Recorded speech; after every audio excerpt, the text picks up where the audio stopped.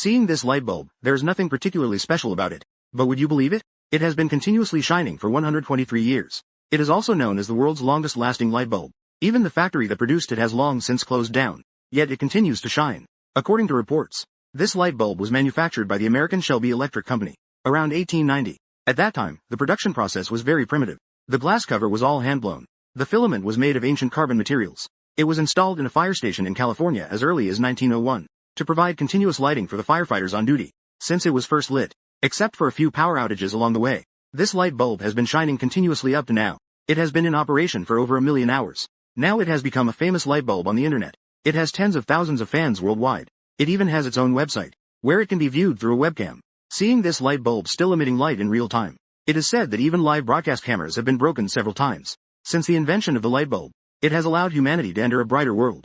In order to extend the lifespan of light bulbs, after numerous experiments, carbonized cotton thread was finally found as the material for the filament, and the commercialization of light bulbs was achieved. Later, with the development of materials, began to use more heat-resistant tungsten wire as the filament material. But what is puzzling is, the lifespan of modern tungsten filament bulbs has become increasingly shorter. In fact, when tungsten filament bulbs emit light, the high temperature produced causes tungsten atoms to become gaseous, causing the filament to thin. This evaporation also causes the tungsten wire diameter to become uneven. Furthermore, the diameter of the tungsten wire inside the light bulb is also very thin, to the extent that it significantly reduces the lifespan of the light bulb. Another important reason is that the lifespan of light bulbs has become shorter. It was originally designed this way. If the light bulbs are too durable, it will lead to a significant decrease in the company's sales and profits. As early as the beginning of the last century, light bulb manufacturers signed an agreement. The lifespan of light bulbs was artificially controlled to around 1,000 hours. The goal was to control the lifespan of the light bulbs, in order to gain more profit. So since then, no matter how the filament material changes, the lifespan of the light bulbs will not be extended at all.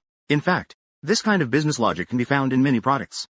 The person who invented the electric kettle is truly a genius. As long as a pot of water boils, it will cut off power on its own. How is it done? How to cut off power in a 2-minute video today. Understand the principle of dry burning prevention. Finally, let's briefly explain the principle of the gas water heater. It's very important for the kettle handle to have a switch. Automatic power off is controlled by this switch. There is a metal strip inside the switch. It looks unremarkable, but in reality, it is made of 2 overlaid metals. One side is iron, the other side is copper. The steam generated after boiling water runs through the passage and enters the switch. Steam will raise the temperature of the metal strip, because the thermal expansion coefficient of copper is greater than that of iron, so it expands more after the water boils. The temperature also reaches the set value.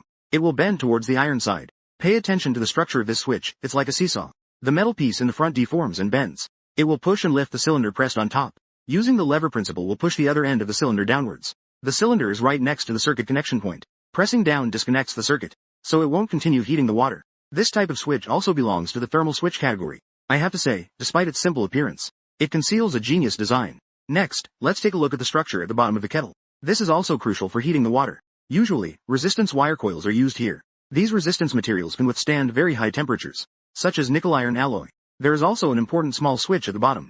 It is designed to prevent the kettle from boiling dry. Its principle is the same as the steam switch on the handle. If there is no water in the kettle, steam won't be generated. The switch on the handle cannot be turned off. At this time, the base temperature will rise sharply. The metal piece of the anti-dry burning switch deforms when heated, and pushing down a cylindrical component by bending it downward, separating the connected circuit connection points. Similarly, it also cuts off a power supply. Speaking of which, I want to briefly mention the principle of the gas water heater again. After dismantling, you can clearly see, inside, natural gas is ignited. It directly heats the heat exchanger. The material of the heat exchanger is copper or stainless steel. The water in the pipeline gets heated after circulating once inside. The hot water comes out from the faucet. The temperature of the water is controlled by the firepower of the gas and the water flow. Very simple and straightforward. I used to wonder if there were various transformations. I didn't expect it to burn directly when placed against the face. Watching this video also helped me unravel years of confusion. With a clank, the coupler hooks together and connects. When it's running, it rocks back and forth and won't come loose. Today, take 2 minutes to understand the principle of the coupler. This type of coupler is also known as the Janney coupler. Some people say it was invented by Zhang Tianyu. We'll discuss this question later. First, let's look at its structure. By dismantling this model, we can see. In fact, the structure is very simple. What we have removed now is the pin for the fixed hook. The foremost one is the knuckle. This is the lock pin. Its function is very crucial. The largest one is the main body of the coupler. After assembling it together, let's see how it actually bites together.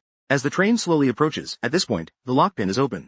The knuckle is in an open position. When they are coupled together, the knuckles on both sides press against each other, pushing each other to rotate inwards to the position of being merged. The knuckles on both sides are embraced together. It's very much like 2 hands pulling on each other. So, here comes the question.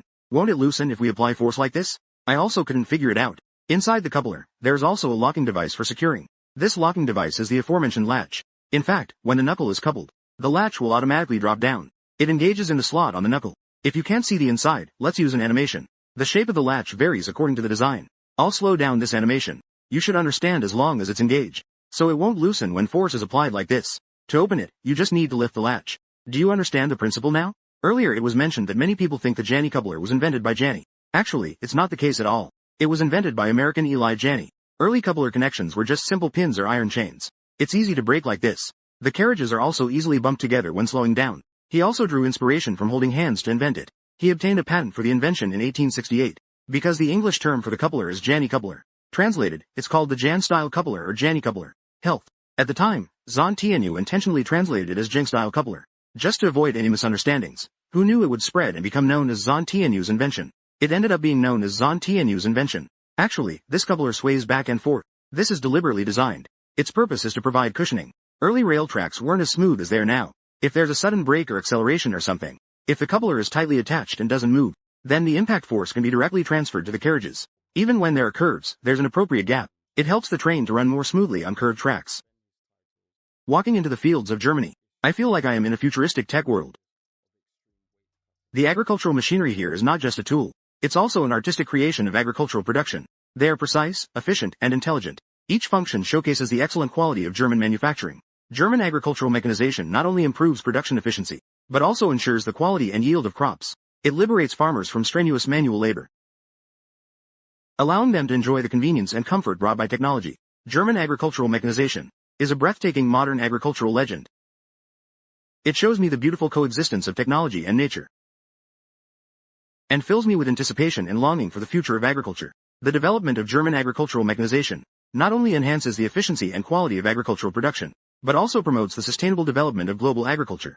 In the future, German agricultural mechanization will continue to lead the global agricultural development trend to create a better agricultural life for humanity. In today's globalized world, German agricultural mechanization is actively expanding its international market, engaged in extensive cooperation with agricultural departments and enterprises in various countries. Through technology exchange and experience sharing, German agricultural mechanization, not only for other countries, providing advanced agricultural equipment and solutions, it also promotes the common advancement of global agricultural technology.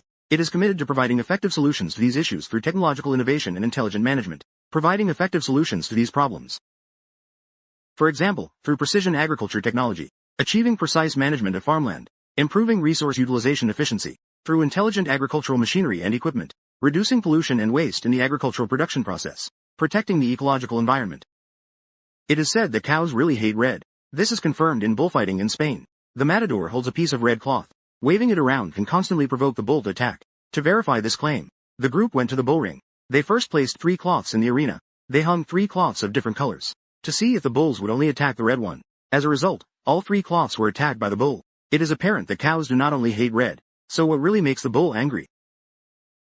Subsequently, they started manipulating the blue cloth to make it move, while the red cloth remained stationary. As a result, the bull only attacked the blue one. It did not attack the red one. It seems that cows do not hate the color, but moving objects. To further confirm this conclusion, they had dummies stand in for them, each holding red, blue, and white and standing in the arena. When the 3 dummies sway at the same time, who will be hit first? As a result, the white dummy was directly hit into 2 pieces. When there were only 2 dummies left inside, the blue one starts to sway, while the red one remains motionless. The bull directly bypasses the red one and hits the blue one. Obviously, moving objects are the bull's primary target for attack. But when there was only the red dummy left in the field, even if you stay motionless, the bull still won't let you off the hook.